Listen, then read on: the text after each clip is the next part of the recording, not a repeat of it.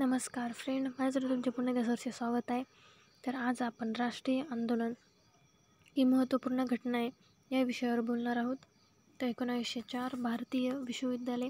अधिनियम पारित, 1905 बंगाल का विभाजन, 1906 मुस्लिम लीग की स्थापना, 1907 सूरत अधिवेशन कांग्रेस में फूट, 1909 मार्ट मिंटो सुधार, 1911 ब्रिटिश सम्राट का दिल्ली दरबार, 1916 होम रूल लीग का निर्माण, 1916 मुस्लिम लीग कांग्रेस समझौता लखनऊ फैक्ट, 1917 महात्मा गांधी द्वारा चंपारण में आंदोलन, 1919 रौलट अधिनियम, 1919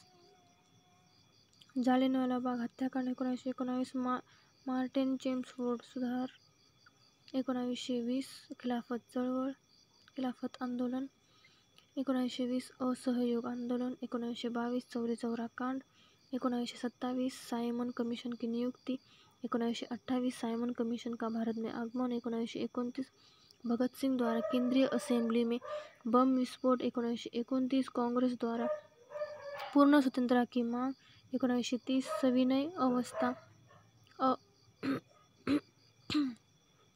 सविनय अवज्ञा आंदोलन, 1930 प्रथम गोलमेज सम्मेलन, 1931 द्वितीय गोलमेज सम्मेलन, 1932 तृतीय गोलमेज सम्मेलन, 1932 सांप्रदायिक निर्वाचक प्रणाली की घोषणा, 1932 पूर्णा फैक्ट, 1942 भारत छोड़ो आंदोलन, 1942 क्रिप्स मिशन का आगमन, 1943 आज़ाद हिंद फौज की स्थापना, 1946 कैबिनेट मिशन का आगमन, 1946 भारतीय संविधान सभा का निर्वाचन, 1946 अंतरिम सरकार की स्थापना, 1947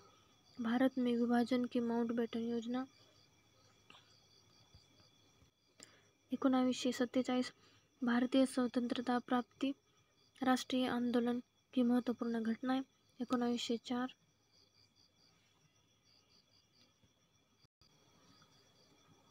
1947 भारत के विभाजन के माउंटबेटन योजना, 1947 भारतीय स्वतंत्रता